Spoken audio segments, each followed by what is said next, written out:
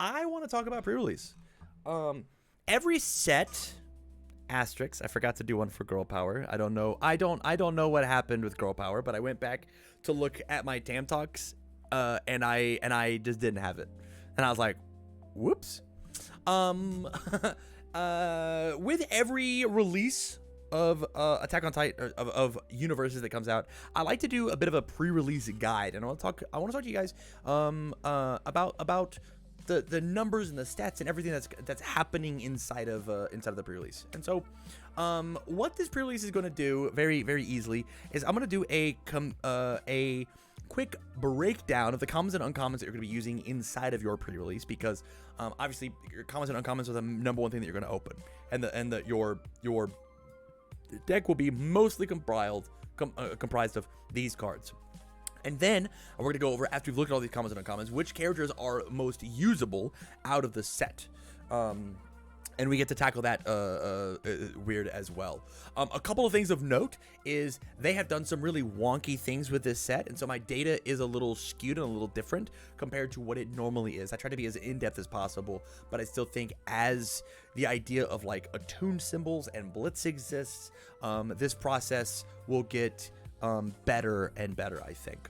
With that, there are three main ways for you to play this weekend at your pre-release, and that is sealed, draft, and draft advanced. So I want to talk about all three different ways. Is that the next one? All right, so draft is whenever you take and you've got X amount of people at a table, normally like 6 to 8, and you open up a pack of cards, and you pick the character card out and put it to the side, and you pick your favorite card from inside of the pack. You pick that one up, you put it down on the table, and you pass the remaining 9 cards, I believe, to the player on your left, and the player on your right gives you their remaining 9 cards. And then you pick your favorite card, and then you pass, and then you do that. And you do that until everybody has finished picking their 10 cards from the pack. And you open up your next pack, you pick the character out, you pick your favorite card, and then you pass your 9 to the right. And you do this until you're out of cards, and then that is what you build your deck out of. Compared to sealed, which is you get 6 packs in your little pre-release box, you open up your 6 packs, and you build your 40 card deck from that. The pros and cons of this are, if you have a sealed deck, there is no real skill involved in what cards you are allowed to play with. It's just luck of the draw. What do I open in my six packs of what are my foundations, what are my attacks, and whatever. You cannot craft a deck in order to go and play your event. It is what did the RNG give you, as opposed to draft, where you have a little bit more control of what you have going on. It is certainly a higher skill level way to play, but both of them are very fun. And then you have, if you notice, I said advanced draft, which is an idea that UniVersus Games has taken away from the game, but is still viable, which is, in this set, every character has one of 2 symbols. And so you are allowed to play any card in your deck that has at least one of these 2 symbols. So if my character is, I'll say, Levi, I have the air and death symbol. I'm allowed to put any air or any death card in my deck whenever I am drafting for advanced draft. But for regular draft, you just pick any cool card. And for sealed, you put any card you want in your deck. And so what I'm going to do is I'm going to do a little bit of a breakdown for our set. So in the uncommon and common slots, we've got 73 attacks, 92 common and uncommon foundations, and 4 actions or assets. Let's talk about it. The attacks per symbol, make sure my numbers are right? 93? Yeah. There are 12, 12, 12, 12, 13, 11, and 1 infinity attuned symbol when it comes to cards inside of the set. And I think it's really weird that obviously this was done on purpose. What happened here? Was there's just a life card that just got mixed up and not put over in the order foundation or order attacks? What's going on? Why does the life one need 13 and the order one need 11? I'm unsure, but say love me. Life's just better. I mean, it has to be. It's my favorite symbol in the format right now. So, and then foundations per symbol, we've got that same idea of 14, 15, 15, 15, 15, 15, and 2. Yeah, so like genuinely, the set looks really even. There were in previous sets, there were some symbols that had like lower representation of these numbers, where some would have like 13 active foundations you could play, and some symbols would have all the way up to like 17 foundations that you could play. And so like the fact that all the foundations are all the card numbers here are very close is very cool. And I don't think that I made one for the actions and assets, but I'm pretty sure it is like Death, Fire, Order, Chaos, I believe is the 3. Am I crazy? I'm pretty sure that's them. You can go look that up on UVS Ultra, but I missed that one. And so what we're gonna do now is we've got a trillion common and uncommon cards. I want to talk about I want to talk about them a little bit, and then do the tier list that I have. And I haven't marked anything over here because I kind of want to go through my thought process of what do these tiers look like, because this is interesting, because how do you compare attack cards to non-attack cards? How do you compare the actions that exist in the set? How do you compare the backups that exist? And so the goal of this is just to educate you, and I'm going to pull up another tab to educate you on the ideas that we have. When I come here and I click Battle for Humanity, common, uncommon, search, I get past this, and boom, if I do this, what happens? Nice. And I want to talk, I just want to talk about, like, get you familiar with what I think are, like, the cards that when you open, you should have a little bit of familiarity with, like, what do these cards do? How do they interact with what they want? So if you happen to do the advanced drafting and you are, like, looking for specific power cards, I want to look through and talk about those ideas. And so here's the tiers that we're going to do.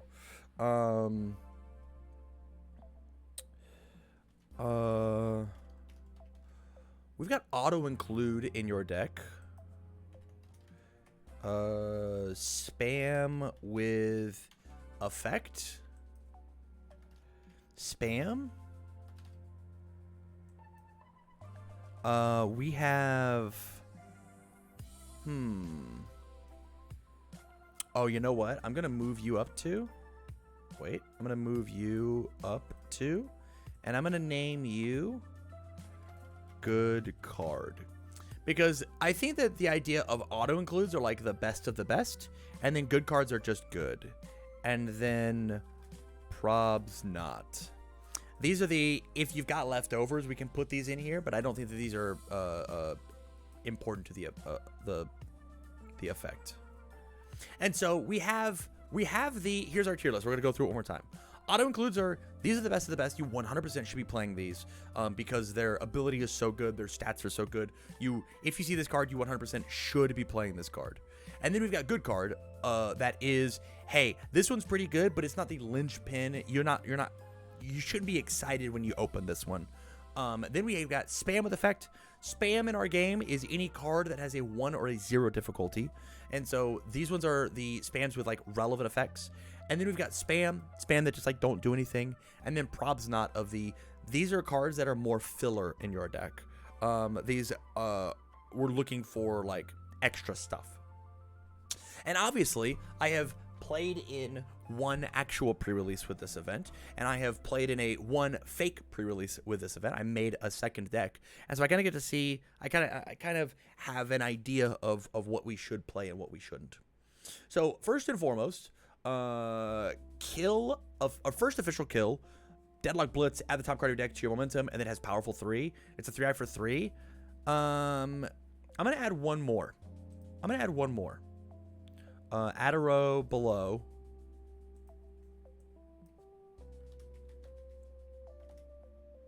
Fine. Because this is exactly how I feel about this card. It doesn't hit very hard. It is a setup card. It's blank unless you're in deadlock, and it has powerful 3. So it's a 3-diff powerful 3 move that isn't particularly fast and doesn't hit very hard. It's fine. Follow-up barrage. 2/3. 3 high for 1. Blitz. This deck is 1 damage for each attack with printed difficulty 3 or less in your card pool. This card is an auto include. I think if you have been actually, I'll make it a good card. I'll put it as a good card. If you've been given any amount of low difficulty moves and you are playing a low difficulty strategy, specifically under the air symbol, every symbol has access to these low difficulty moves. This card is one of your major kill conditions to be played at the very end of a string. Follow-up alert barrage is very, very strong. Up next, we've got Get Movin'. Get Movin' is fine.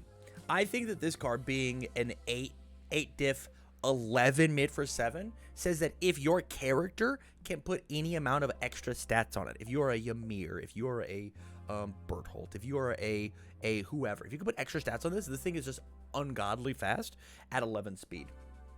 Also, it is a 1 mid block, and so it's just like this is a fine card. I wouldn't push up to good. If it checked a 4, it would be good. This card easily could be cut, and you would feel fine. Levi's Overhead Strike. Weapon, if your elf lost health this turn, it gets -1 difficulty. Response, after this attack deals damage, clear 1 other attack from your card pool. This card's an auto include. 5 diff, 5 low for 5 with a 2 low block that becomes a 4 diff and keeps your progressive difficulty low. This card's crazy and sealed. You absolutely should be playing this one. Line up the shot. 5/3, 1 mid block, 4 mid for 6. Blitz, if this is the only attack in your card pool, it gains throw. The throw keyword is so incredibly strong inside of Limited. This is a good card, if not an auto include. I mean, it's a 5 diff, 4 mid for 6, 1 mid. I'm going to put it as auto include. Just having the word throw on it is so good. And it doesn't say like it gets flash. So you're allowed to put extra stats on this card if you can include them. It's very strong. Mika says Unrelenting Assault. It's a 3/3, 3 low for 0. Blitz. This attack gets X damage. X equals the printed speed of the attack preceding this attack in your card pool. Max 5.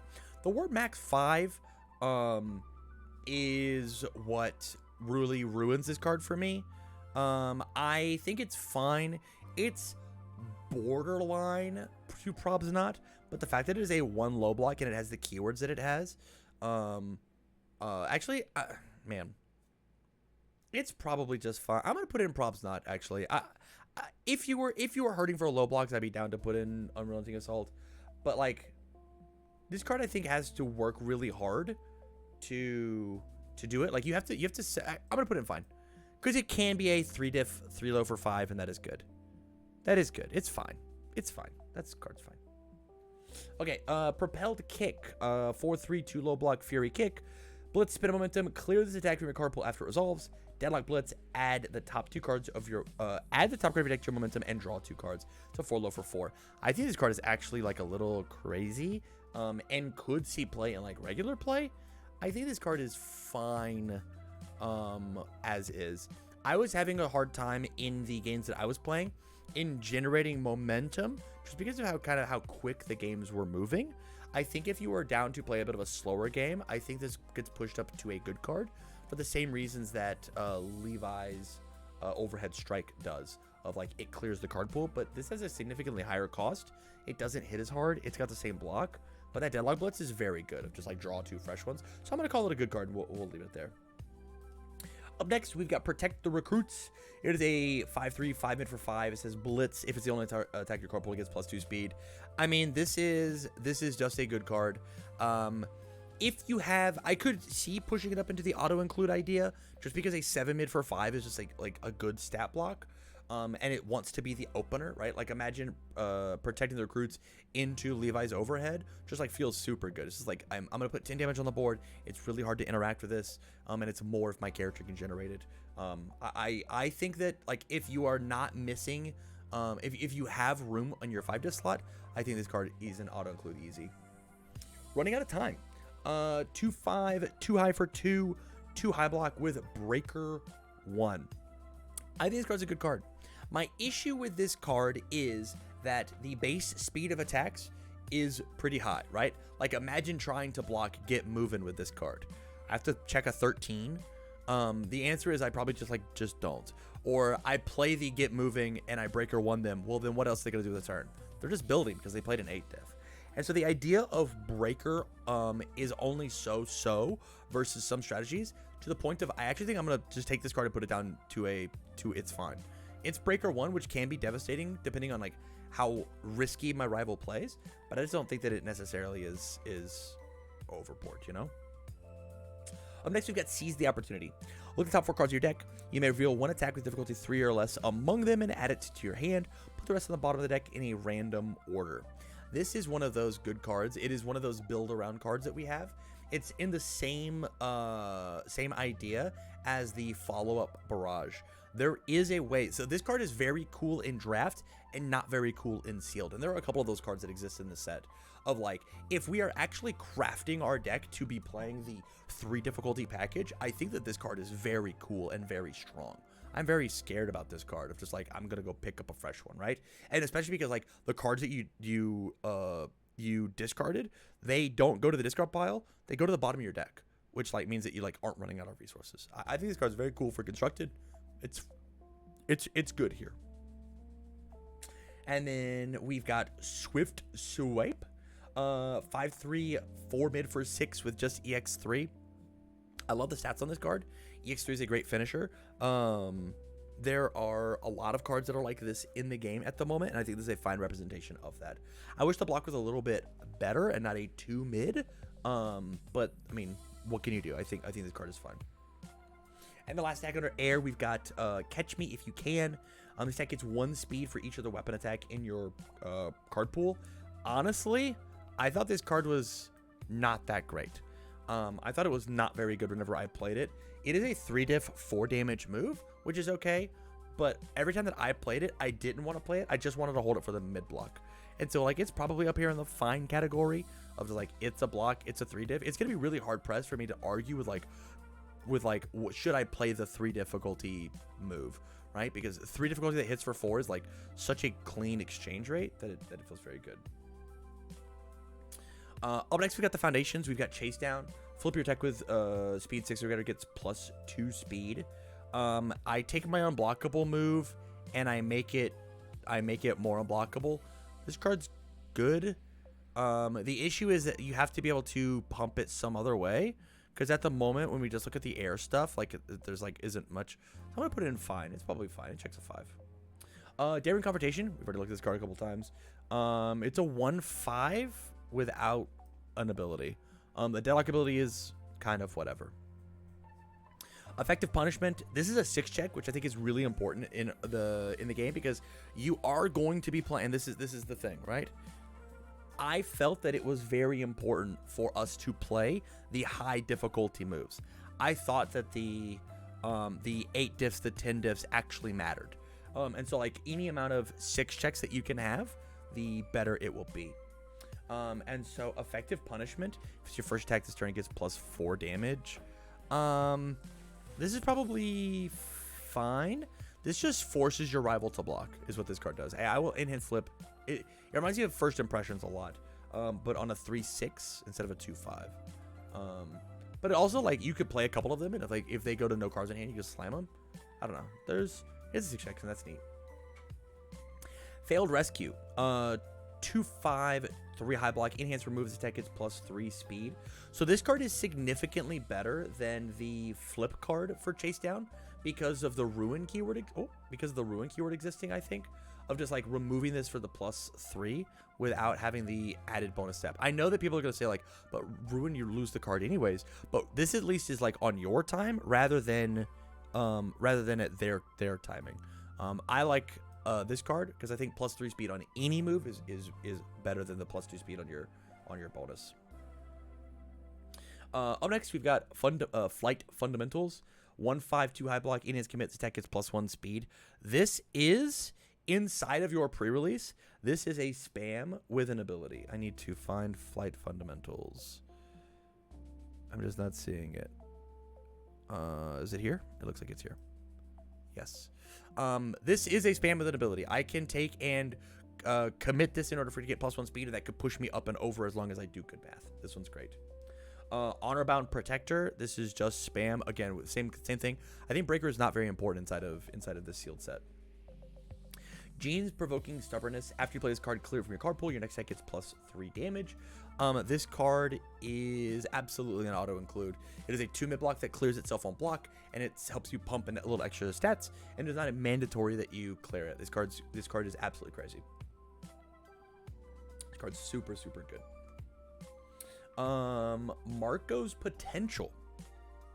Marco's Potential is another one of these absolutely auto-include cards. Response flip: after one of your foundations is destroyed, clear a card from your card pool. If the foundation was destroyed by a rival effect, draw one card. When you get ruined, I can flip this card, make my blocks easier for the turn, and then redraw a card to try and help me block more. If you see this card, you gotta play this one. Because it defeats the female Titan, response flip after you block an attack, that attack deals no damage. Auto include, possibly the best foundation in the set, of just like, hey, I don't want you to hit me. It is a 2/4. We don't care. Reconsider: after you play this card, clear from your card pool, draw a card. If it's your turn, discard a card. Same idea with the Jean card of we want to be able to block and then redraw. It is a 3 low block, which is like a little rough, but it is acceptable. It's an acceptable card. Up next, we've got Roar. It's just a spam, which is fine. Skill Swordsman. Flip your attack with printed 4 or less gets +2 speed. This is a spam with an ability. Printed 4 difficulty or less gets +2 speed. That's like all of them. That's just all of them. Even taking these fine cards and making them way better is pretty good. Sword skills.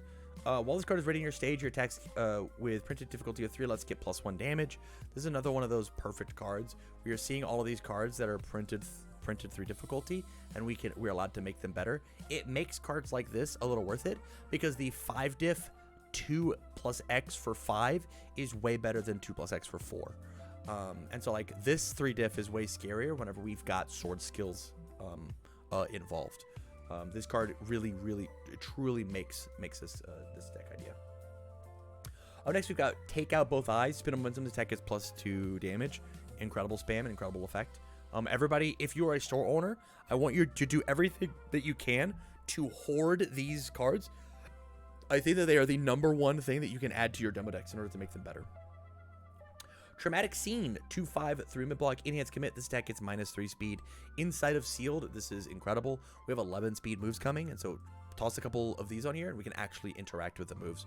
To the point of the fact that like there's so much speed interaction inside of these sets that I actually think that that's the main reason that these massive 8 difficulty, these 6+ difficulty moves are not going to see very much play, is exclusively because we've got repeatable speed 8 like Traumatic Scene. Art of the Chaos cards, all a soldier can do, 4 low 5, you have at least 1 momentum, draw a card. Our games were so fast that it was like a little tough to make this work genuinely. It felt like, do you want the other one? Ready? Okay. It felt like, that the card was like fine at best. It's got a 2 low block. It's fine. It's fine. I'm down to actually cut this card. I know that's crazy, but I felt, at least in the 2 games that I played, it was actually a little hard to find momentum consistently. That was with the Ymir deck, and I was playing this card, and obviously like if I've got the room for it, and I need the low blocks, I'll put it in. Annie's Leg Sweep, it's a 4/3/0 low for 5, so a 4 diff 5 damage throw. Deadlock Blitz, your rival flips 2 foundations. This card's incredible if you have any amount of ruin inside of your deck. I'm gonna find this card. Here it is. This is a good card. This is a 4 diff 5 damage throw, which is just like good. Call for a Ride, mill 1, it gets X damage. X equals the printed block modifier of the milled card. On average, this is like 2, and so this is a 3 diff 2 low for 2 with a 1 low block. I thought that this card was fine, or this card was good, as long as you had ways to like increase its stats otherwise. But like if this card is good, then this card is also good. I think the issue is that the difference is that this card's off zone, where this one is not. Now we're talking Crush the Cavalry. This is a 7/4, 4 mid for 9. Deadlock EX3, Fury Titan. Response: after this card is blocked, each player sacrifices 1 foundation. We are here. I can find it, I believe. We can find it. Oh, this card's probably not. This card's not fast enough to make this really worth it, and I don't want to destroy my foundations in a set with Ruin. It doesn't have like some cool If it said like after it's blocked after it's played do a thing, so like when I block with it I can break our foundations, I would be down. But it's just like after I play with it, or after it's blocked, so it's whatever. Dismantling the wall. This card on the other hand, even though it is another 7/4 blitz, remove a wall counter from a rival card, it's a throw. And so I think that this card is fine again. It depends on what your curve looks like check wise, right? Like if you've got a bunch of 4 checks, I wouldn't necessarily recommend playing this one, because checking a 4 says that I have to commit a couple. But I mean, this is a guaranteed 5 damage move that is like this card not being blocked. It's like, this feels fine. And then also, wall counters do exist inside of the pre-release. They are undeniably the hardest strategy to pull off inside of your pre-release, is like playing a deck with wall counters. Just because like you've got this little sub mini game that you have to play. But this dismantling the wall is fine enough. Envious Outburst. 4/3, 3 high for 5 with a 2 high block. EX3, that's fine. And then Deadlock Blitz, the deck is +4/+4. The game wants you to deadlock because of like people playing these Titan abilities, but normally whenever the Titan flips, that's normally the turn that they're going to probably try and kill you. I don't know if that's necessarily the case for Reiner, but like on Bertholdt's turn, that's when he's trying to kill you. On Ymir's turn, that's when she's trying to kill you. On a lot of that's when I'm trying to kill you. And so this card is fine. This card's all right. And so I think I'm gonna put it in the. I'm actually gonna put it in the props not category, because I actually just think that it's a little too slow for like being what it is. Yeah, I'm just not here for it. Face your rival. 5 low for 5. Blitz, your rival flips 1. This is EX2. Deadlock Blitz, rival flips 2 foundations. This card's great. I think that this is a include in any deck that can ruin, obviously. Like I want to play this. I want to play this card. Night Terrors. This card is an auto include in every deck that can play it. This card is a 6 mid for 6 with a, most importantly, 0 mid block. This gives me a chance to block any attack in the game as long as they haven't pumped any stats, and that includes this like 11 speed move, right? Me committing 6 foundations in order to block the get moving is worth it. And it doesn't have shabby stats either. It is technically a dunk at the end that if you can. It is a dunk if you can play it. I think that the 0 its value is in its mid block, and you should be playing it for the mid block. Slash from Above. This deck gets 2 damage for each copy of Slash from Above in your discard pile. One of the coolest cards that you can draft with. It is not a card that you can play. Every time that every person that I saw have this card instantly dumped it. The only reason that you would play it is if you really care about the high block. But this card's not it for me. Next we got Tear Down the Walls. I think that this card is also in that same get moving idea. Of just like this card's fine. It's got that same 1 mid block, but it's the opposite stats. Instead of 11 mid for 7, it's 7 mid for 11. So you know what? Honestly, I think I'm just gonna put it down to props not, just because like, but it checks a 4 though. I just wish this card checked a 4. If this one checked a 4, we'd be in such good business. This card's fine. I don't know. I'll put it in props not because I actually think there's just better ideas.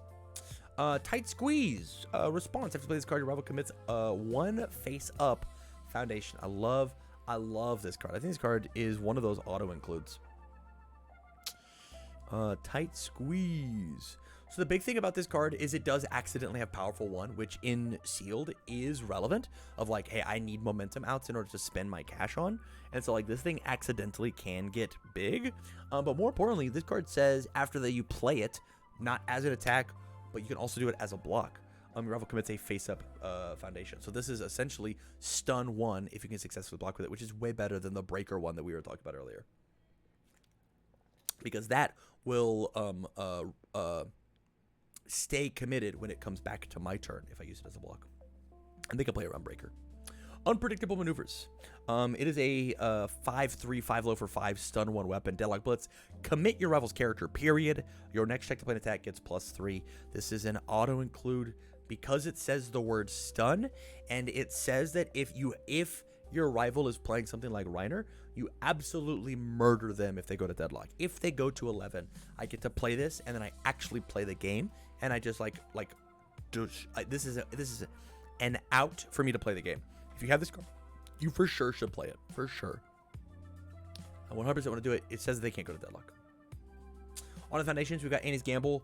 2/5 mid-block. Tenacious. Remove. After you make a check, that check gets +1. This card is not what I'm trying to touch. I want to touch this one. This card's absolutely an auto-include. You have to play this one. Armored Skin, 3/5, 3 low block, in hands, once per turn, spin momentum, attack gets -X damage, X equals the check value. This card's a props not for me. Obviously, it works really well versus the Titan attacks, but giving this 11 damage move -4 damage is not worth the momentum, right? We should figure out some other thing to do. Bertolt Envy, form, draw 2 cards, discard 2 random cards. I think that this card is a good card. It is not one of the cards that I would. I'm so sorry. I should move some of these. This is a good card. This is a good card. This one's a spam with effect. Okay. I think that this card is a. I think this is a good card. I think that. I'm now going to make this a little bit bigger and see if I lose anything. I've lost Annie. I've lost a little bit. So I think maybe this is it. If I do this, do I lose you? I do lose you. Figure it out. This card is start over. I think this is a good card. I think this card says that sometimes when you are going to lose the game, you have a chance to win the game by drawing some heat and trying to get in there. But this is not a button that I would. This is not latent skill.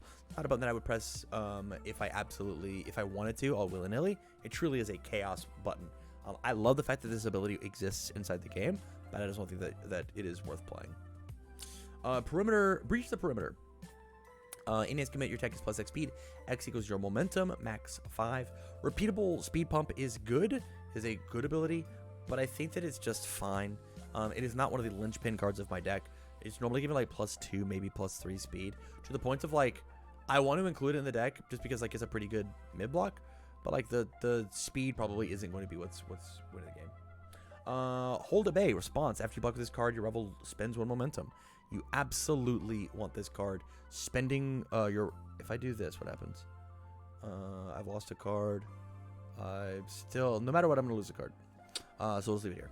I want Hold at Bay to exist because after I block with it, I wanted to clear momentum. I already said it was hard to get momentum, and so we want to make it even tougher. Horrifying Realization. Form flip. Each player discards a card, draws a card. If your rival discards a Foundation's Way, they commit a Foundation. So this card is one of those cool cards that in the pre-release, if you open more than one of them, you want to hold until you get to the point where like they've got 2 Foundations left, and then you make them discard and kill their hand. I think this card is a good card. It is definitely one of those ideas of spam with an effect, but I think it is good enough to have been like a 2-diff and maybe have seen play in sealed. Lumbering Monstrosity. It's a 1/5/2 mid-block deadlock enhanced attack gains stun 1. This is probably the best of the spam with an effect. If you go to deadlock, I'm committing down your entire board. I love this ability on cards, and I think that more deadlocks should look exactly like this. Of if you go to deadlock, I've absolutely ruined you. It's very cool. I do wish it had a secondary ability on it, something along the lines of like a flip cost, so I had to like make the choice between the two. But this deadlock is incredible. I like it a lot. Rider protects Bertolt. 1/5/2 high block. Enhance commit mill 1. Attack is -3 speed. If you mill the Foundation this way, it gets a -1 speed instead. So this card is actively not bad because it is just it's a spam, right? But I think that this is actually a spam without an ability, unless you are so unbelievably desperate that you need to high roll my rival. I think this card is very good in sealed and draft with Armin, because you just get to look at the top card of your deck and know what that card is after you've successfully blocked a thing. And so like we want to be able to have that perfect information. Up next, Rocky Alliance. Enhanced commit attack is -2 damage, minimum 1. This card was I had 2 of these in my sealed pool, and it was incredible. Rocky Alliance is a auto include. You have to play this card. Scream. This is a spam with no effect. Squad-based Betrayal. Enhanced flip. This deck gets -3 damage. It's a 3/6 with a 3 mid block. Ruin again is easier to come by than you would imagine, and so like the idea of this, it's a 6 check, and so like if you're playing something like the Smiling Titan, like you really want these cards in here, but it's fine. Flip for -3 damage is not a bad exchange rate. It is better than the spend the momentum for on average -3. I think this is fun. Swallow by an abnormal enhanced flip. Your attack with printed 6 or greater gets +1/+1. I think that this card is great. Is a good card. It's a 1/6 that exists with a block. It's good enough. It's good. Titan's Pursuit is our next card. This card's very good. Where is it? Oh, there it is.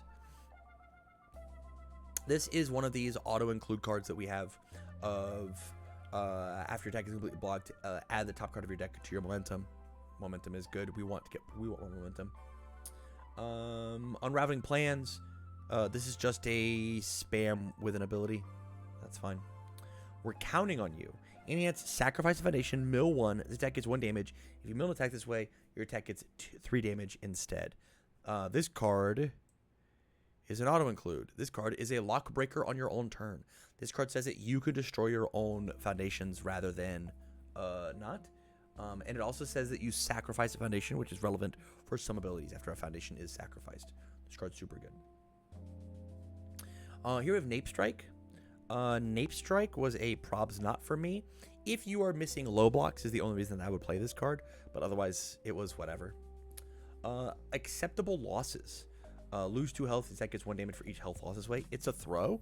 I felt that this card was an auto-include, but there were sometimes. So in the deck that I got this in, it was Ymir, and I wanted to lose health. And so this card felt very good in Ymir, having, oh, I'll lose health. Oh, I'll gain it back, and I'm off to the races. My throw is going to get more stats. Incredible.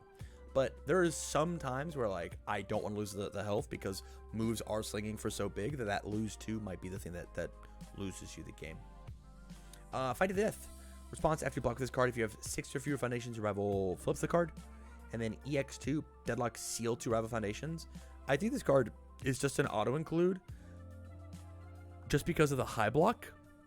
Like, its high block is very good. It's a 4 high for 4, so it's off zone, which is pretty good. And then EX2 can accidentally just, like, close out the game, especially if you have any amount of damage you can put on it. Fueled by Tragedy. 5/3, 5 low for 5. You can sacrifice a foundation. If you do, this attack's powerful rating is +2. It's a powerful 4 move in our character, which is like neat. That's cool. But I didn't see much value in it, apart from it just being a 5 low for 5. Which, like, if you are missing stats, if you are missing like a dunk, this is probably one of the best ones in the game. So I'm gonna move it up to fine because that's probably just what it is. It's probably fine. I'm down to play it.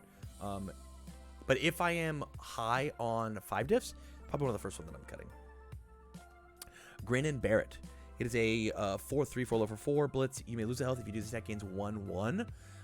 This is a gambling card. If you think that this card is going to connect, you for sure do it. It also has the weapon keyword, which is important. You lose a health if you do. It gets 1/1. It's a gamble, right? 4 diff, 5 low for 5 is fine, especially if you're winning. So I'm gonna put it in the fine category. But it's nothing I'm right home about. Intimidating Glare. 5/3, 5 mid for 5. After you play this card, your rival spins momentum. Again, more momentum hate, the better. Absolutely slam this in every copy that you have. We want to get rid of momentum from our rival. Learned Technique. 4/3, 4 high for 5. Just good stats altogether. Powerful 3. Response after you block with this attack. Your rival's next attack gets -2 speed. This card's crazy. This card's just an auto-include. If I can block, I make the next one easier to block. This one is here. I want to be able to block things. Blocking things is cool. Ruthless Savagery. 6 high for 6. Sacrifice a backup or foundation. After you play this card, gain 3 health. I think this card is good. It is a very good poke. It's really cool in things like Annie that can make it a throw and you, like, gain the extra health. I think it's good. I'm probably gonna drop it down to the fine category because, like, gaining 3 health in this format is, like, it can save you, but man, sometimes you get hit for 5 to 10 for free. So like as somebody who got 2 tapped by a Levi just playing like ultra steel hand, it was just like gain 3 was not gonna help me.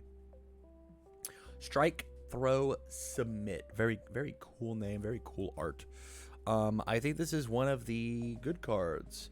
It's just a 7 damage throw as a 6 diff, which I think is relevant, especially if you can give any more stats. This card's a good card. It's got a 2 mid block, which is fine. It's whatever. The Beast Titan appears. Each player sacrifices a foundation. If there's any sort of like storm counter identity, which I don't think that there is, I think this card is very strong for that idea. But otherwise, it's fine. It's a 4 mid for 4. I'm actually gonna probably put in. It's not. It's each sacrifice player sacrifices a foundation. This isn't actually doing anything to really like push your game plan forward. It's just like silly ruin 1, like not very good ruin 1. And so like the idea of the Beast Titan appears just like isn't for me. To the bite, you spend momentum if you do, your rival loses health. This can kill them. Obviously, we include the things, the burn that kills them. Yeah. Ultra hard steel. I think that this might be the just because of the keywords it has the weapon keyword. This card just like feels a little overtuned. It's an 8 mid for 10, which is way better than 7 for 11. It's better than 11 for 7. 8 for 10 is like incredible. It's also got that same 1 mid block. Like I think this is a good card. Almost the auto include depending on which character you are. Weight of responsibility. It's a 5/3, 5/5 for 5. Spend up to 5 momentum. Your rival loses health for each momentum spent this way. I mean, this is just an auto include. The burn that kills, you just play it. Against a tough bunch, response remove after your unblocked attack deals damage, your rival loses 3 health. If we have this card and this card, look identical to me. They look like the exact same card. Oh, this is an auto include. We have burn that can kill. If you don't interact with my move, it's going to get +3 damage at response speed. It's crazy. Consume their own. Commit a backup in your stage that loses. Deadlock form commit. A rebel backup it loses 3 stamina. This card doesn't exist in the format. At best, out of your 6 packs, I saw people opening 1 backup, maybe 2 max, and most of the time they were just blocking with them and they weren't even playing them. So like consuming their own is just a 1/5/3 mid block. If there was spam that you could cut, this is probably the best one. Death rattle. After one of your backups is destroyed, your rival loses a health.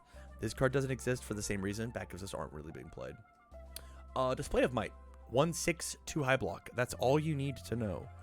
This card is an auto include. It's a 1/6 with a not 3 block modifier, and it also has a playable while committed. If I played a big move, I get to draw a bonus card. It's great. 2/5, 2 mid block. Enhance if you have sacrificed a foundation. This enhanced step, this deck gets +1 damage. Very good for some strategies. I think it's a good card, but it's not an auto include because sometimes your tactic of your deck doesn't work that way. The strategy of your deck doesn't work that way. I'm not trying to sacrifice my foundations, so what do? Eaten by the Bearded Titan. 2/5, 3 high block. Enhance tenacious, so playable while committed. Sacrifice attack gets -3 speed. One of the best foundations in the entire set. It is gross. You can see his arm here. It's disgusting. 100%. You should look at playing this card. Futile Attempts. 5/3, 3 high block. First enhance commit. The attack is -3 damage. I think this card is a good card. This one's good. And the reason that it is good is because it is repeatable and it is not flip. It is just enhance commit. This one gets -3. It will help a lot versus the small attack packages of like the air symbol of like I'm gonna play a bunch of little 3 damage 3 diff moves. It's not gonna be very useful versus like the ultra steel hands of the or ultra hand steel of some symbols of some decks. I'm with you. 1/5/2 low block. Response remove after this card enters discard pile during the hand step. This deck gets +2 or -2 damage. This is spam and it doesn't have an ability. You'll be able to get this off one time. You're maybe gonna open one of them. It could steal you a game, but it's nothing to like build your deck around. The fact that it's a 1/5/2 low block is good enough for you to play it. Loss of consciousness.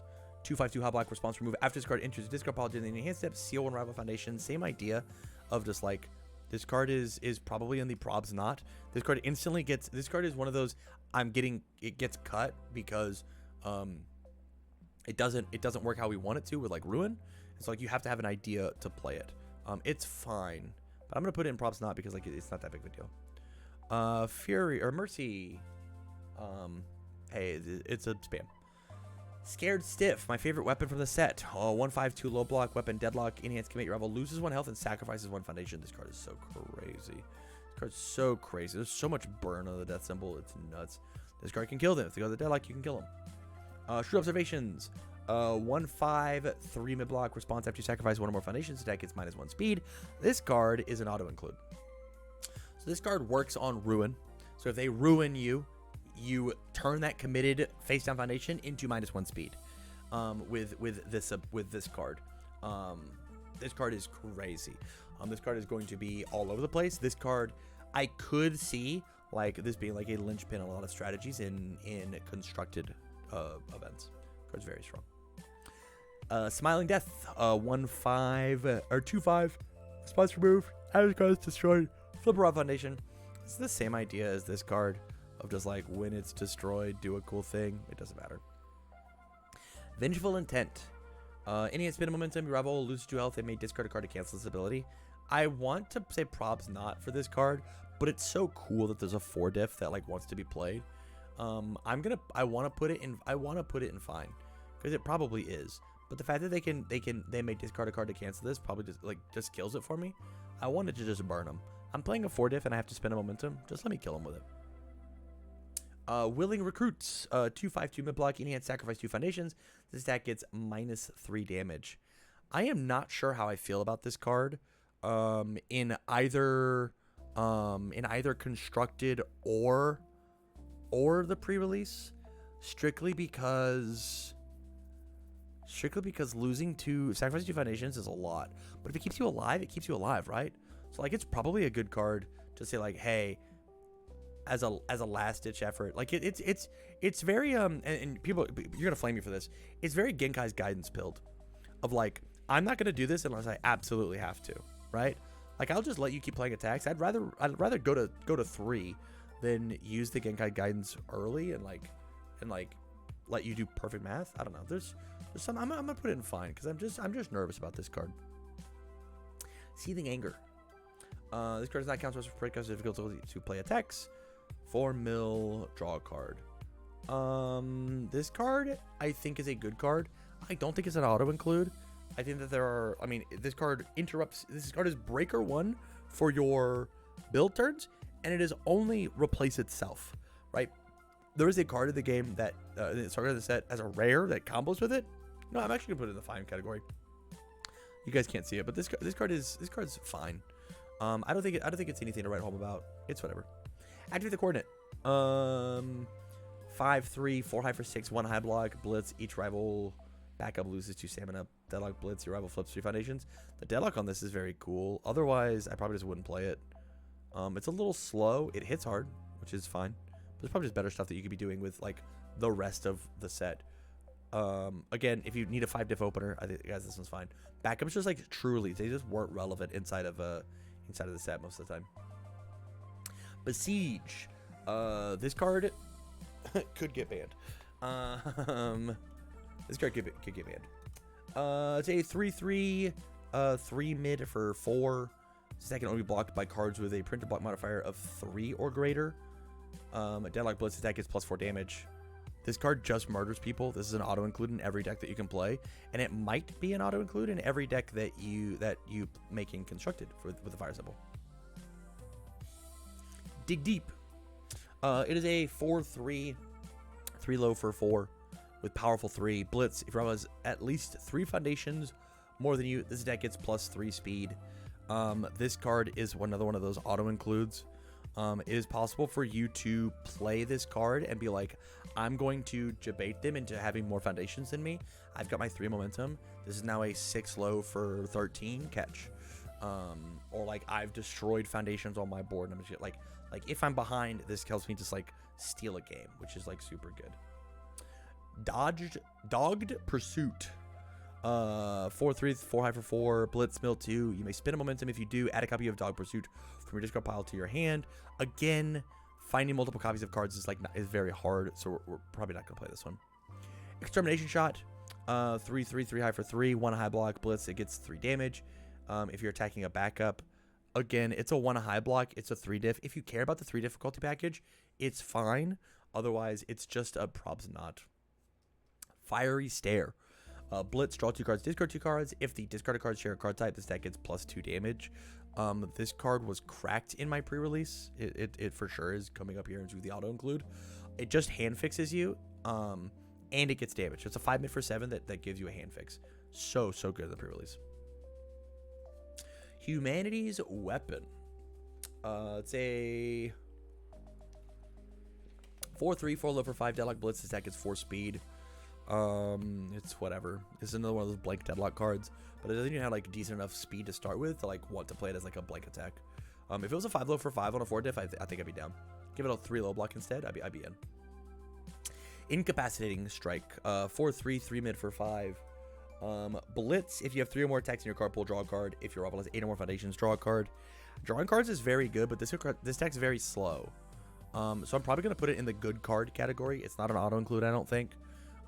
Unless you have some way to give it speed, like unless you have a way to give it speed, I don't think that you necessarily want to play this one per se. But it's fine. Saving Stab. 5/3, 5 low for 5. Your next attack you place turn gets +3 damage. One of the best openers that you can play. This is for sure an auto include. It's a great opener. It's up here. It's a great opener. We want to play this card first, and then have our very fast move going second. So doing Saving Stab, it hits into Levi's overhead strike, or Levi's downward strike was like absolutely backbreaking inside the pre-release event. It was so good. Selfish Strike. 8/4 1 mid block, 6 mid for 12. This might be the worst one of these because it's 6 speed. Yeah, it hits like a truck, but I don't care. It's just like this doesn't do anything. Titan Freefall. It's a 6/3 5 mid for 6. Bullets. If you cycle this game, this attack is powerful rating is +3. It's fine. It's fine. It's got a 1 mid block. It's a 5 for 6, which is good enough. You just have to be careful because it is a 6 diff. It might be fine for the thing. There's a rare that does something very similar to this. That is like if you cycled, you get 3/3, which like I got to steal a game with because of that. Like felt very good. I don't think that giving your move the +2 to its or +3 to its powerful rating, so it's a powerful 6 move, is worth it. This is a very cool card in Bakugo 2 though. Powerful 8. That's neat. Underhand Smash. 5/3 4 high for Chad, you still with me? I don't know what just happened. I'm getting hacked. Is it 10:04? No, it's not. Underhanded Smash. Just like the whatever Stab, this card is like the actual best poke in the game because it says the next one gets speed, not damage. This one's super good. Capture the target. 1/5 3 low block. He's got a Trojan apparently. 1/5 3 low block. Enhance once per turn. Tenacious. If you have 3 or more attacks in your card pool, ready this foundation. This card is fine. And the reason I'm saying it's fine is because I never actually felt like I was allowed to overextend and play 3 attacks if I wasn't going to kill them. So it's probably, I'm going to put it up here in the good card because on the turn that I'm going to kill you, this card's great. But any other turn, I felt like if I played 3 attack cards, I was just going to explode afterwards. I really had to be careful with my life total because like if you make one mistake in this format, you just get hit with one of these 8 difficulty 10 damage moves and you go, oh, that's my entire life total. You just explode. Careful plot. Deadlock form, commit, add 1 card from your discard pile to your momentum. It's a spam an effect. This is a good deadlock ability. It's fine. It's a deadlock ability. Differing perspectives. 1/5 3 low block. This card's very cool. Enhance commit. This attack gets 1 damage. If you have no cards in your hand, it gets a -2 damage instead. I think this card is good. I think this card is such a neat way to balance cards, and I think if more cards like this come out, I will be very happy. I like the fact of the do this if then this. It's very cool. This is a neat card, and there are more cards like this in the set. Fast Friendship. This deck is flip. This deck is 2 damage. If you cycle this game, it gets +4 damage instead. I think that this is an auto include. You catch them with their hand gone, and you just hit them for an extra 2. Yes, it's a little ruin susceptible, but sometimes it can just win the game. Funeral Pyres. Remove the top 3 cards of your discard pile. This deck gets -2 damage. Same idea of the fact this is an uncommon can just steal your games by like making math weird. We always put this one in. Last second dodge, 2/5. It's minus 2 speed, loses throw. We have absolutely massive throws in this set. We for sure play this one. Mika says admission. Response remove after you discard this card during the combat phase. This deck gets +2 or -2 damage. It's a 1/6. This card is... It's probably just like a blank spam, right? Like it's just a 1/6 spam. Yeah. Primitive Desire. It's just a spam. Pulled from Danger. Enhanced flip, this deck gets -3 damage. Deadlock enhanced commit, this deck gains stun 2. This is a 1/4 that I wanted to play 4 of, and it might even see, and this is crazy, it might even see competitive play. This card was such a game changer when I played in both my pre-releases of just like taking your big crazy move and making it not big and crazy so I can partial block and live was like so important. And the fact that it was a 1 diff that did it, you play every single copy of these. Quiet Contemplation, 1/5. This deck gets -2 speed. If it's a weapon attack, it's -3 instead. You're going to see there is an absolute shitload of weapons in this set. This is... I said that this was the best version of this. It might actually just be this one because it's a 1/5. So good. Rash Decisions, 1/5 3 high block. Idiot Sacrifice Foundation. This deck gets +1 damage. Yes, I will for sure have that. It is a lock breaker for the fire symbol. 100% we want to play that one. Repay a Debt. It's a 5/3 2 low block. While this card's ready in your stage, your attacks with printed difficulty 5 or greater get +1 damage. I think this card's actually not very good. I get what they're trying to do. It's the opposite of the Connie card of where is it at? Where's it at? It's over here, right? I have to put it in the fine category. Maybe I put it up here. Yeah, this one of like your 3 or less. So I hate your 4 diffs. But this is it's hard to keep this one committed or keep this one ready if it's not. Honestly, it would be cool if this card said while this card's committed, it gets +1 damage. That'd be neat. It'd be so neat. Sharp Weapon, 5/3 enhanced commit. This deck gets +3 damage. This card's fine. I think committing foundations in order to make your stuff better is like a very scary thing to do. Finish your food or you might just die. The Terrific Trio, 2/5 enhance remove. If you have 3 or more attacks in your card pool, your tech is +2/+2. Same idea of just like removing your stage to do this. It's like tough, and it's got that rider of like 3 or more attacks in your card pool. This one's fine. It's even like a probs nod of like the likelihood of like you using this card and it being relevant is like so low. It might just lose you the game rather than winning the game. So I'll put it in fine for now, but if it gets cut from everybody's decks, I wouldn't be surprised. Vow of Vengeance, 2/5 2 mid block enhanced commit. This deck gets +3 speed. +2 speed.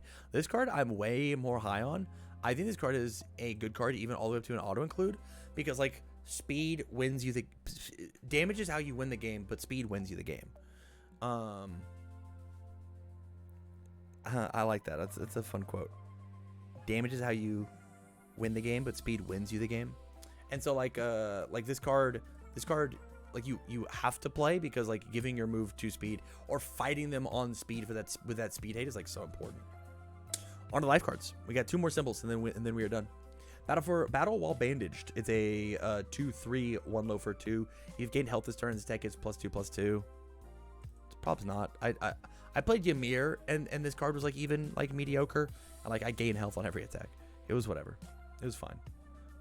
If you can figure out how to make this thing work though, it feels pretty good. Enemy scouting formation. Blitz. If you have 9 or more foundations, it gets +3 damage. It's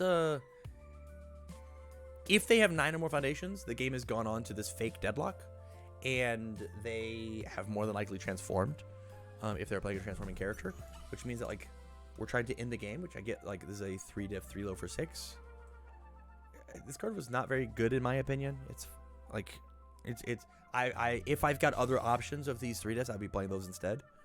Yeah, this one's probably not for me. It's got too high of a cost. Face First Lunge.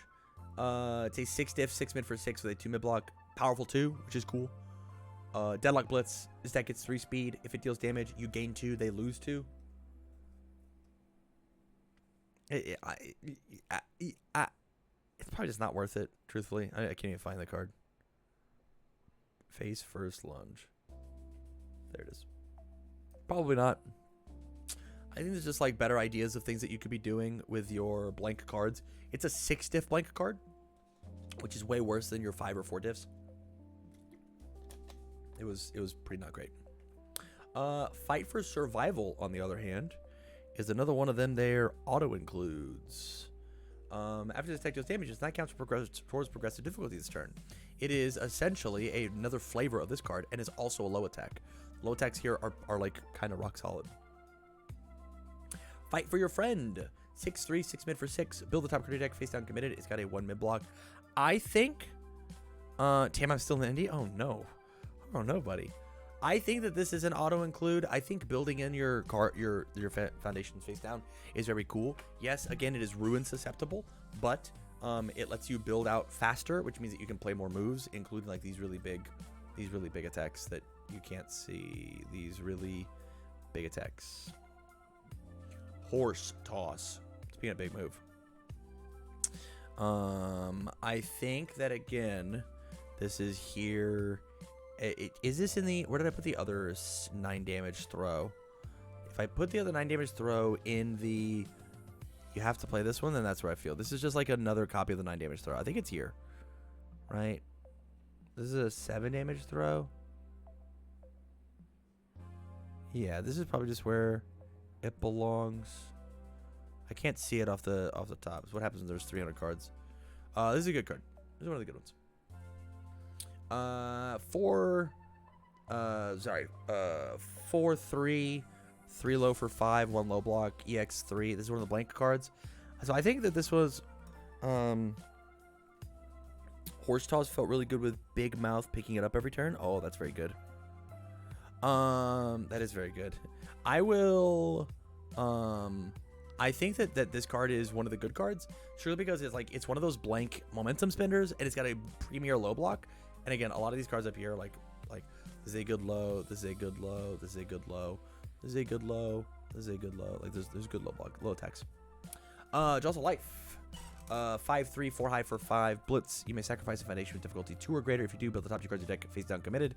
This is probably how you should be doing these like quick build cards of like I break 1 to build 1. I break 1 that matters to me, and then I build 2 face downs. In the pre-release though, I think that it's fine at best. It is a free resource, but I am losing a face up resource. And so like if there are cards like the trio that I don't think that I'm going to be using or something along those lines, yeah, I could see myself getting rid of it.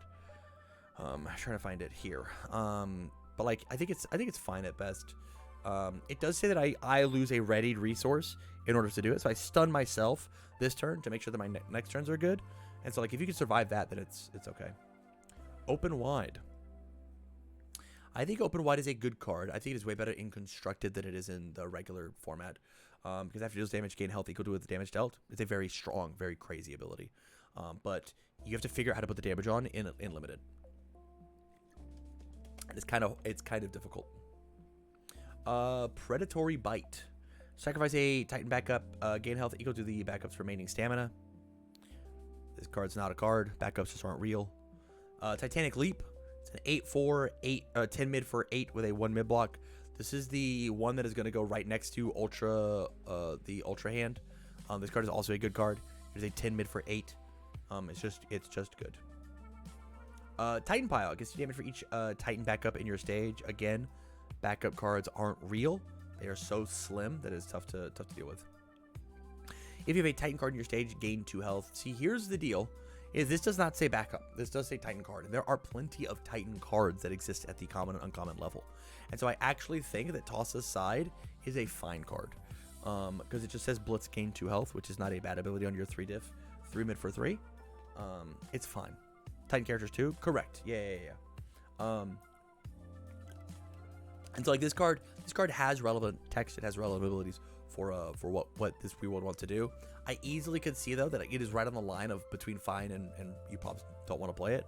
But I'll leave it here in fine just because like it's fine. Armin's Fate. 1/5, 2 high block, flip. This deck gets +1 or -1 damage.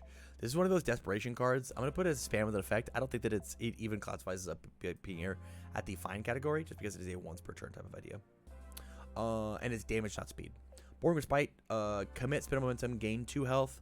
I think this card is fine. I think there's just better things that we could be doing with our momentum. So I'm going to drop it actually down to spam with an effect. There's just better stuff that we can do with our momentum, and the block is not very good. Bright Eye Dream, 1/5, 3 block. Response. After this card is destroyed by a rival effect, build a top card of your deck. This does not work with Ruin. This doesn't work with Ruin because if it's face down, which Ruin only affects face downs, it doesn't know that it was destroyed. And so, like, if this card gets destroyed by a rival effect, they probably had to pick it or something along those lines, and they just won't. So, like, this card is just spam. I don't even think it has an ability in the format. Dangerous Subjects. It is a 2/5, 2 mid block. Enhance commit. This shift attack gets +3 damage. If you were playing the shift moves, the shift moves are all too expensive for you to have a commit cost on it. I think this card would actually be very cool, truthfully, in the shift idea if it just didn't say commit. I think actually this could survive with a enhance once per turn. This shift attack gets 3 damage and have lived, and it would see competitive play. But if it's not even good enough, it's not good enough for that. It's certainly not good enough for this. This card is bad. One of the worst ones in the set. Daily Research, 3/5, 3 high block, response commit. After you make a check to play a backup or a shift attack, check gets +2. If you opened a shift attack as your cool ultra rare out of your 6 packs, you absolutely play this card. Otherwise, you probably just don't, because it's just not worth it. But this one is here solely on, did I open my cool 10 diff, and this one counts as 2 foundations sometimes. If you do that, you should for sure play this one, because it counts as 2 foundations sometimes. Defend the Rear. 2/5, 2 low block, enhance commit. This deck with printed difficulty 5 or less gets -3 speed. Yes, we want to play this one. This one is an auto include. Every card that we have had up here in the auto include, except for this one, which I have said is here strictly for the block because it is a 0 mid, is a 5 or less. So I guess this one as well got me there. But these are all 5 or less, and so I need to be able to block moves, right? Which is why these high difficulty attacks are not do so great, because there's so much minus speed. Obviously, this one doesn't touch them, but all the other ones do. All the other ones do. Distracting the Female Titan. 1/5, 2 low block. Deadlock enhanced twice per turn. Your attack gets +2 speed. This is spam with an effect. I'll find it. I'll find it eventually. There it is. Spam with effect. It's fine. It's a cool deadlock ability. I think twice per turn my move because +2 speed is like relevant. Yeah, it probably could even lose the twice per turn and probably still be worth it. Inner Strength, 2/5, 3 low block. Enhance commit. This deck gets -1 damage. If you have 9 or more foundations, this deck gets +3 damage instead. I think that this is one of the auto includes. The game is going to try and go that long, and this card helps you survive until you get to that length. Especially if you are playing a character that wants to build to 9 foundations, playing one of these shifting Titan characters. This card's cool. Meeting Hanji. Enhance discard 2, draw 2 cards. I think this is a good card. I don't think it's anything to write home about. It's just a 3 deflating skill. It's a 3 deflating skill with a different block. I mean, if you happen to discard a backup or a Titan card, which there are Titan cards inside of the set. We've got like this one, Deadly Research, right? I can discard Deadly Research and I'll draw a bonus card, which is kind of cool. Pilfered Provisions. Response. After you discard this card during the combat phase, gain a health and look at the top card of your deck. These cards probably just spam. I don't even know if this card like has an ability that is like does anything. It's so hard to place as Sasha because like I'm pretty sure Sasha wants to play. Let me double check. Pretty sure Sasha wants to play after you clear at an asset or foundation printed 1 difficulty from your discard pile to your hand. I guess you are allowed to add this thing to your hand, but I don't know. Like we can add it to our hand and then discard it. This card's fine. It's just a spam. Powerful Escort. 1/6, 3 mid block. Enhanced commit. This attack gets +1 damage. This card I'm gonna say is spam with an effect because it's a 6 check and that's its effect, not necessarily the commit for +1 damage. It's fine. This card could be pushed up to the fine, but it's damage, not speed, so I don't care. Same Old Field Rations. It's a 3/5, 3 mid block. Response once per turn, tenacious. After you gain health, ready this foundation, period. If your rival has 10 or more foundations, ready 1 foundation. I think this card is in the props not category, and it's the same idea as this 3 diff of if your character gains health, yeah, you should play it. If your character doesn't gain health, then don't bother. Secure the Prisoner. 2/5, 2 low block or 2 high block. Commit, if your rival is attacking a backup, it gets +2 or -2 damage. We just don't care about this move. There's no backups. Trust in Armin. I trust that it's a spam. Mirror's Regeneration. After you take damage from an unblocked attack, gain 4 health. This is -4 as long as you haven't died. And I think that is an auto-include in every deck. Up next, we have Raise the Walls. 0/5, 2 mid-block. Form, add a wall counter to your card on your stage. Draw a card. Response, after you block with a card, the blocked attack loses shift, draw 1. This card is such a hard read of, did my rival pull the... it's just a silver bullet to the shift cards. And so, like, it's a props not for me. Again, I guess I put it here in fine. If you're playing the wall counter strategy, then you can play it, obviously. But, like, as in every other character, it's whatever. Clear the perimeter. Add a backup from its stage to its owner's momentum. So I think this card is actually good because it is a 6/3, 6 for 6 with Deadlock Stun 4. And that by itself kind of carries this card. And then if they happen to pull their ultra rare and they shifted it down, you can play it and shove it in the momentum before they get a chance to use it. And so I actually think that, like, if you have this card, I would, like, auto-include this one strictly because, like, I think it having the Deadlock Stun 4, 6 for 6 is, like, a fine opener. I can just review it or whatever. Like, I think this card is good enough. Distressed Consolation. 5/3, 5 for 5 Blitz, freeze 1 rival foundation. Foundations are getting committed all the time. This is an auto-include. Foundations are getting committed because you're playing cards. The only reason that I could see myself putting it as a good card rather is the fact that it is a 5 diff. We have a lot of 5 diffs, but, like, I think that if you open this card as your opener, I think it's incredible. I think it's so good. Lock them out of the game. Flashy Technique. It's a 3/3 with a 3 for 2 Blitz. This deck gets 1 damage for each other weapon in your card pool. This card is, again, it's another massive dunk that we get to play. And so we play this in conjunction with, there was the other one. There was the other air one. I think it might just be, there's another air card that did this same idea. But this is for each other weapon in your card pool, and there's just so many weapons that this card just becomes crazy. This card becomes so good. Hindering the Armored Titan. 4/3, 4 mid for 4 Blitz, freeze a rival foundation. I think this card is good. It's just a mid attack, and that's the reason it's not in the auto include. It's fine. Military Offensive, 8 diff, 9 mid for 9 with a 3 check. I think here's my copium, my true copium of the set. This is a good card. I think 8 diff, 9 mid for 9. I'm down to commit 5 to. Sorry, yeah, I'm down to commit 5 to spend a 9 mid for 9, and I'm definitely down to commit 3 for a 9 mid for 9. Right? Commit 3 for 9 mid for 9 is like a crazy exchange. We for sure want that one. Panicked admonishment. Panicked admonishment. Man, I could not get through that one. 3/3, 2 for 3. If you have 4 more wall counters on cards on your stage, it gets 2/2. This card is fine inside of the wall counter idea, but again, that is the hardest strategy to go for when it comes to playing cards, because literally one symbol in the game does it. And so, like, the getting 4 wall counters, I think, is surprisingly hard, unless your character generates them very quickly. Securing Ustad Gate. It's a 4/3, 3 for 7. When you play this deck, you must choose to attack a rival backup if available. Backups aren't being played, so this is just a 3 for 7. 4 diff, 3 for 7. It's just coming for your lunch money. It's so good. It's very strong. Shackling the Attack Titan. 3 mid for 3 on a 4 diff. It's the only attack in your card pool. Commit and freeze 1 rival backup or foundation. I get to selectively pick.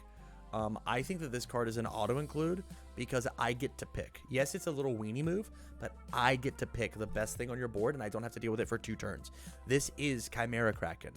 This is a 3 mid for 3 Chimera Kraken on a 4 diff.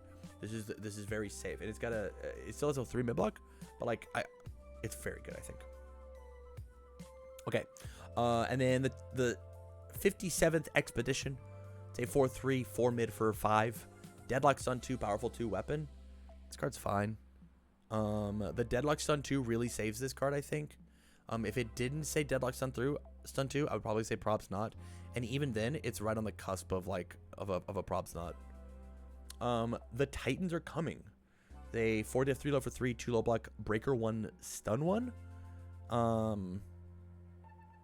This card's in my Props Not category. Again, breaker like isn't very relevant in the pre-release.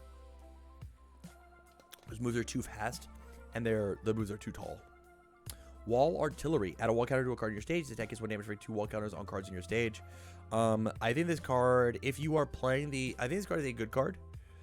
If you have any other way to generate wall counter resources, otherwise it's just fine. And so like this tier list is going to look really wonky because of the wall counters. It's just so hard to generate them if it's just not what your character's doing. And then if that's what your character's doing, then it's obvious that you auto include anything that says the word wall counter. You just slam it in your deck. We have more attacks. We have the one. Adjusting the plan. It is a 2/5 2-minute block. Remove after you've dealt damage by an unblocked attack. Commit a rival foundation. This card's fine. I think that this card definitely has a window. It's very easy to get moves to 5, 10, 15 damage. So like, it's very scary. Bar the Door. 1/5 2-minute block. Enhance this attack gets -2 speed. This is a 1/5 that gives -2 speed. This is an auto include. Connie takes a stand. After your attack with print difficulty 3 deals damage. Ready this foundation. This card is neat. Where would we be? This card is neat. It's probably fine. It's probably like a Probs Not, honestly. I think it's just better 2/5 cards that you could do. Unless you were all in on the 3 difficulty package, which I don't think you're allowed to be unless you were physically drafting. If you're drafting, run it. But I don't think you can do it for anything else. Aaron's Trial. It's a 3/5 1 mid block. 1 mid block's pretty good. Response remove after this card enters the discard pile during the enhanced step. Your rival commits 1 face-up foundation. It's like if it's discarded or whatever, if it's destroyed. This card's a Probs Not for me. I'd rather just like unless you're looking for the mid block, which I don't think you will be. Faith of the Walls. After you play this card, add a wall counter to a card in your stage. This is just a spam. It's not even a spam with an ability. It's gonna be in this pile, unless of course your character deals with wall counters. In which case, play the card. Lucky Break. 2/5 3-minute block response. After you play an attack, if the card you checked to play that attack has a check value of 5 or greater, that attack gets +1 damage. After you play an attack, if the card you checked to play that attack has a value of 5 or greater, check is +1. This card's crazy, right?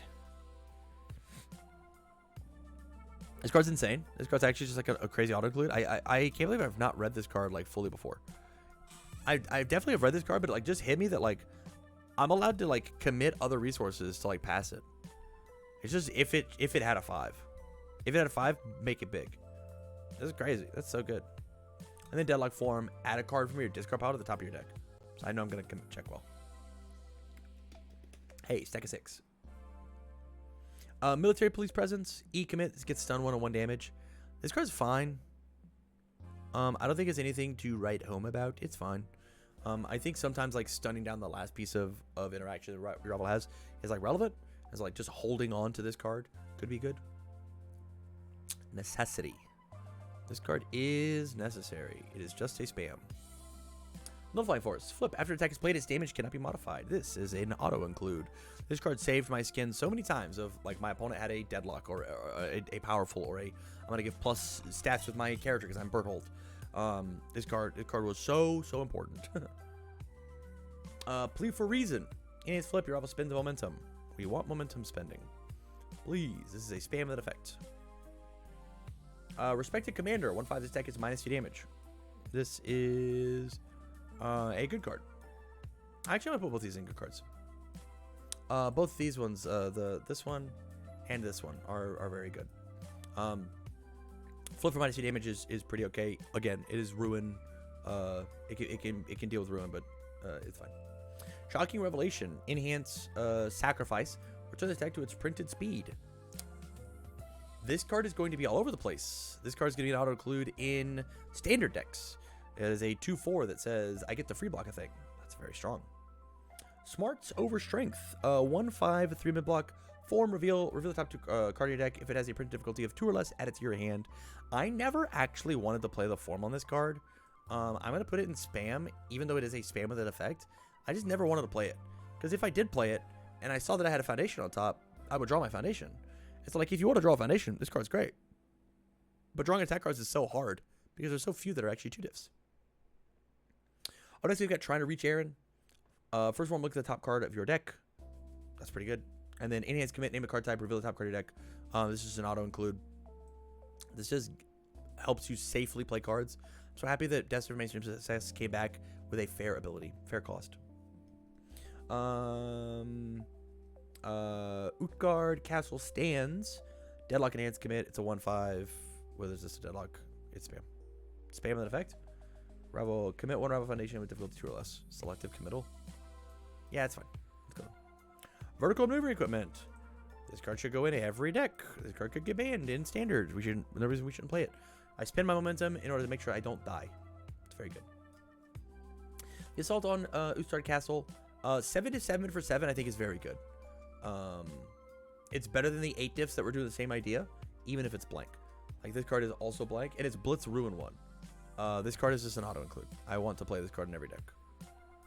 I commit 4 to break one of your toys, and it's a 7 for 7 is very good. A Titan Medium. I think, and this is going to be crazy, I think that you are supposed to play both of the backup Titans in your deck, because they just give free speed and free damage, and sometimes your rival gets nervous about them, and they attack them and not you, which means it's also extra health that you have. That day. It's just a spam. This is a blank spam. And then lastly, Titan's Power. 2/5 enhance commits. Titan attack is +2 or -2 or +2 or +2, and then deadlock enhance. Your attack, your rival flips the foundation. This is a crazy deadlock enhance. This is an absolutely nutty deadlock enhance. It's very crazy. But it's gonna get cut. Yeah, you're probably not playing this one. Probably not. Probably not playing that one.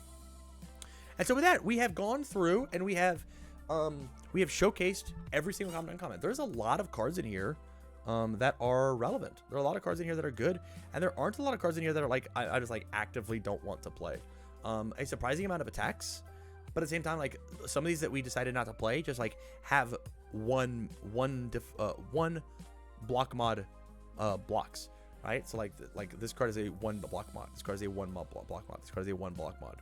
And so like I am down to play those cards if I am low on those block modifiers or I'm low on attacks. Like I can still put them in.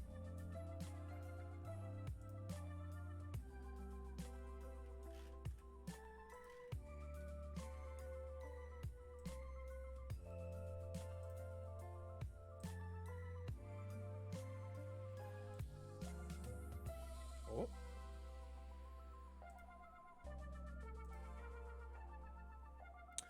Okay, so that was fun. I hope you enjoyed that. But we're gonna move on to our stats breakdown. Now I got to do something a little bit different with this, and I got to actually break things down by their symbol, right? And so I now get to take a look at what are the overall difficulties, the average difficulty of every card on its symbol at the, again, common and uncommon level. We're not talking about rares and whatnot. And so here are the difficulties that we have with the air symbol being the lowest, and obviously the infinity symbol is the highest because there's only one attack under the infinity symbol, and it's just the 7 diff. But if you don't count that, it's just chaos with the average attack difficulty under chaos is more than 5. So it says that like if you open up a ton of chaos cards, right? If you look at that, you should know that like your attack difficulty curve is going to be significantly higher on average than the rest of the set. Same thing with the air symbol. Your symbol's gonna be lower. The rest of these, like this is all pretty even, and the death symbol even is like a little high on like its difficulty. Surprising. I did not expect that. From here we have our attack zones. For the air symbol, there are 4 attacks.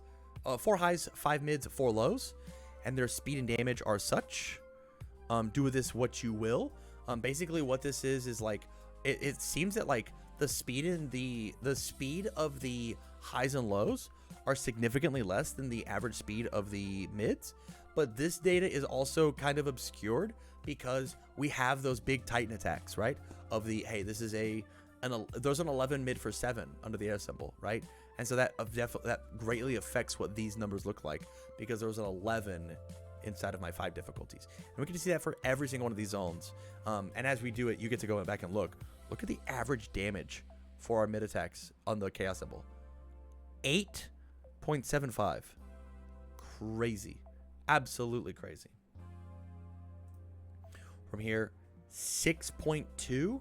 This is certainly the highest average damage specifically for our mid attacks. If you don't block a mid attack, you are having your entire lunch money ate, which I think is so cool for mid attacks to be at, of such an idea of everything can block them. So if you don't interact with them, I'm just gonna end it all.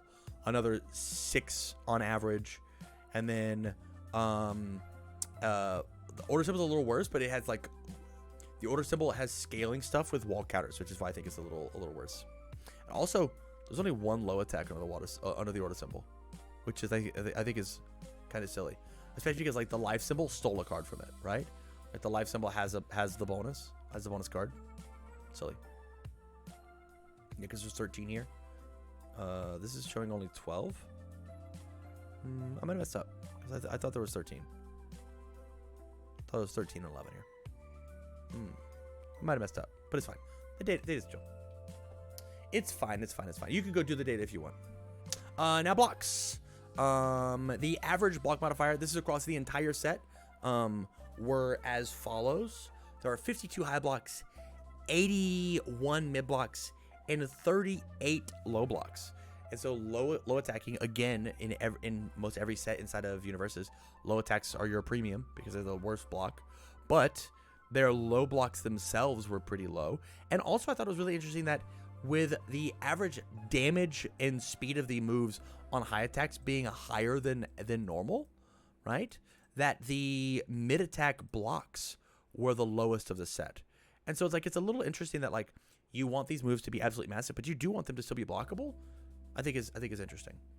I think that it's cool that the mid attacks should be pretty devastating, and should be stronger than the highs or lows, because the highs and lows have the added benefit of a third of the block zones can't block high attacks, and a third of the block zones can't block low attacks. You know. From here is our keyword breakdown. We've got 0 ally, 4 breaker, 15 charge, 0 combo, 0 deflect, 6 EX moves, no echo, no flash, 16 furies, 1 singular kick, 9 powerful, which I think this number is crazy, 2 punches, 12 ranged, 2 slams, 4 stuns, 0, 0, 0, 6 throws, 17 Titan cards. This is both on weapons, on foundations and attacks, 0 uniques, 32 weapons. Obviously, the Attack on Titan set was going to have a bunch of weapons, but I did not expect 32 at the common and uncommon slot. And the cool part about it is at common and uncommon, there are 26 deadlock abilities. You are not hurting for deadlock in this format, which I think is really, really neat. I think deadlock is very, very cool to have in your sealed and draft. It says that we get to try it in games, which I think is awesome. From here, we're gonna do one last tier list, and that is where I think what characters I think you should be looking to play, depending on which ones you open, which ones you should navigate to, obviously. Okay, so here is the tier list that we're going to be doing for our pre-release, and basically what this tier list is I want to talk about when you go to the event this weekend and you open up your 6 packs and you get your 6 different characters.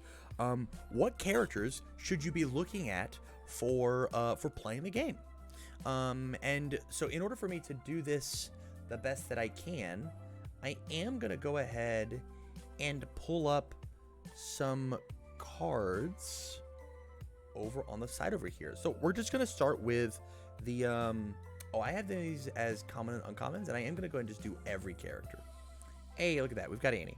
So Annie's a rare. 722. I'm not gonna go super deep on all of the characters because hopefully you have read them all before, but I just want to give my opinions, right? Whenever we take and we look at your non-powerful attack gains throw, there's a lot of non-powerful attacks in the set that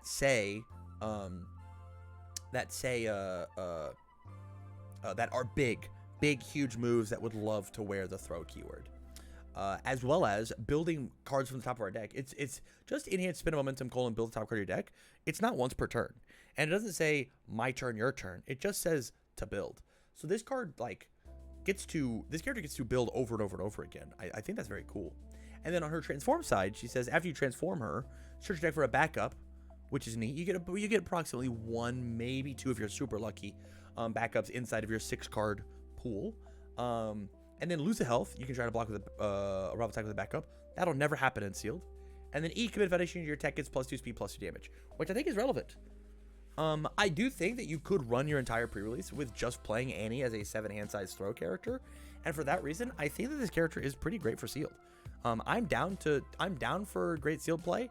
I do think the backside is better pool good, because we do need enough resources in order to make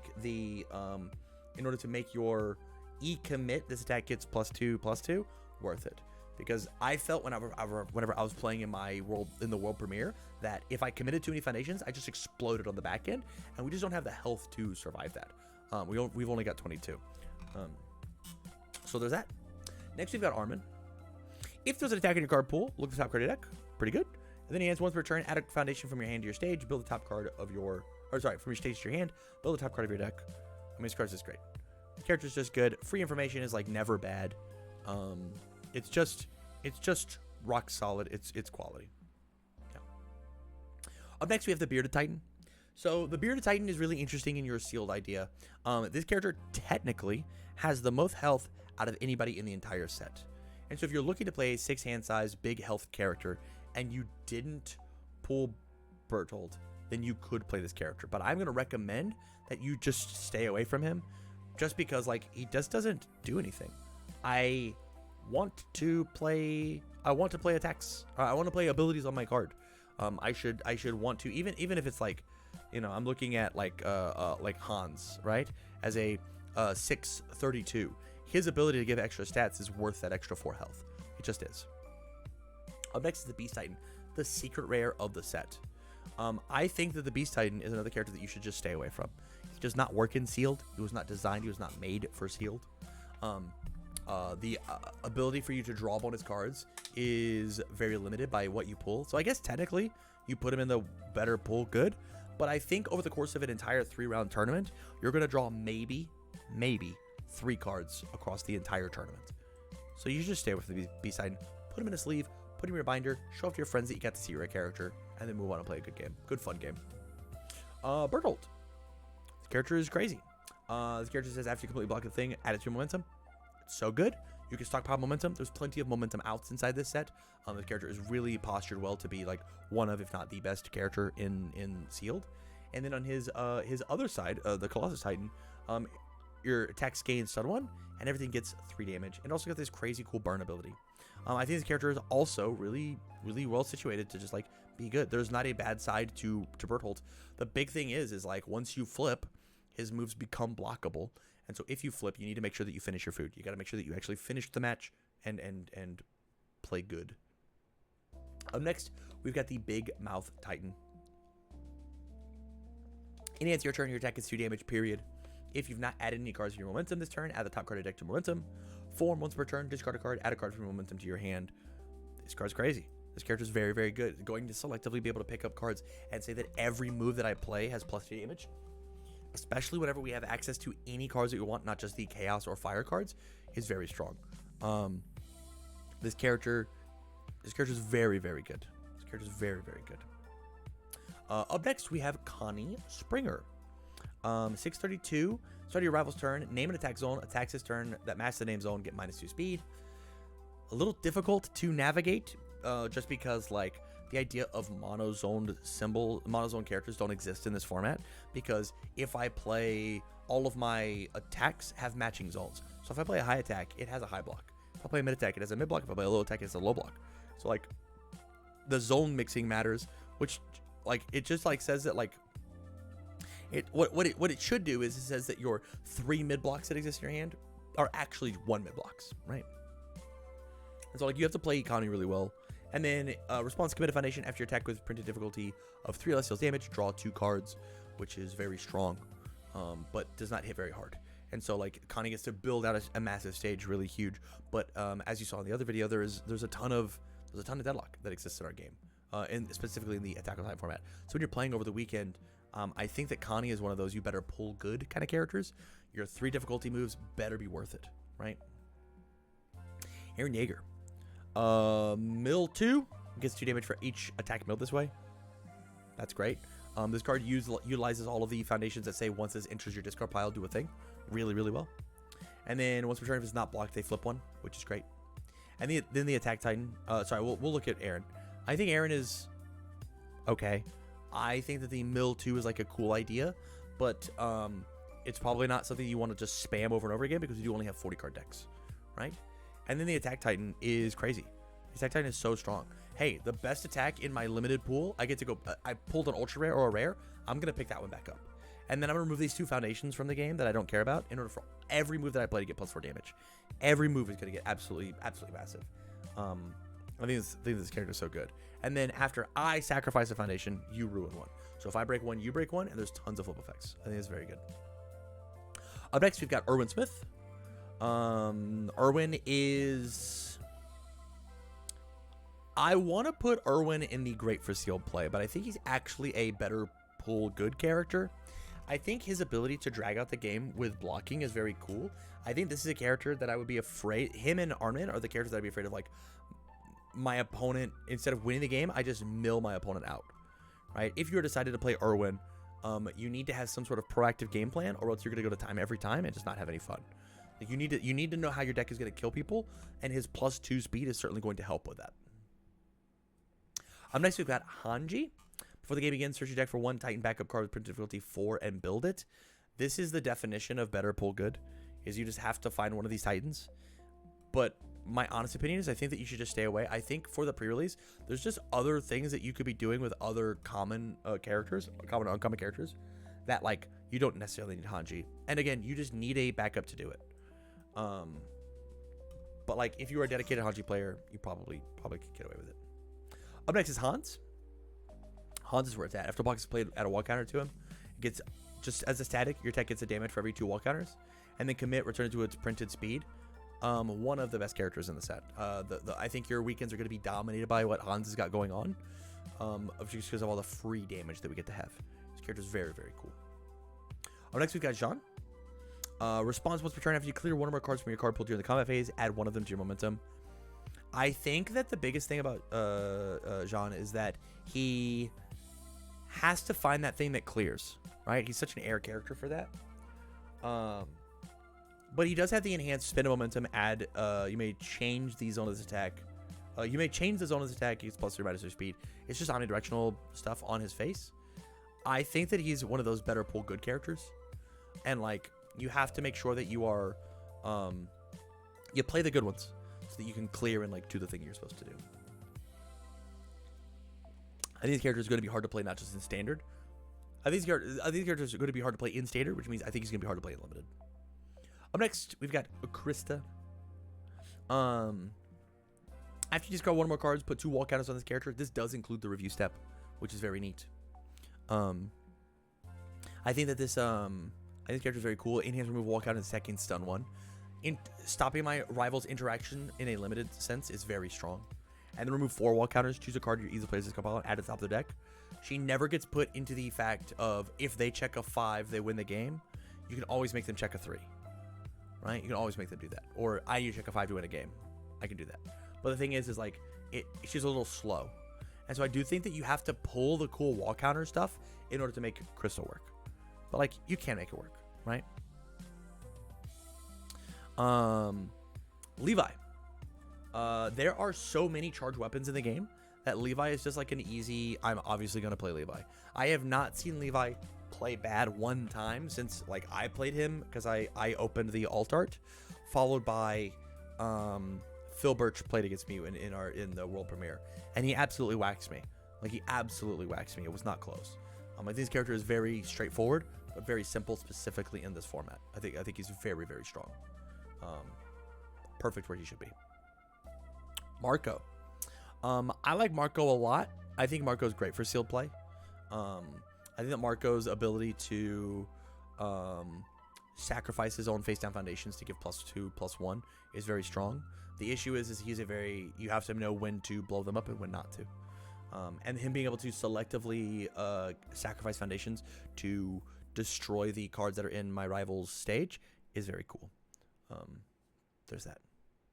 Next we've got Mikasa. I think Mikasa is one of those characters that like you better pull good on, because I think that you need to have, in standard, she's got a lot of ways to cheat in order to reduce her costs of discard a card and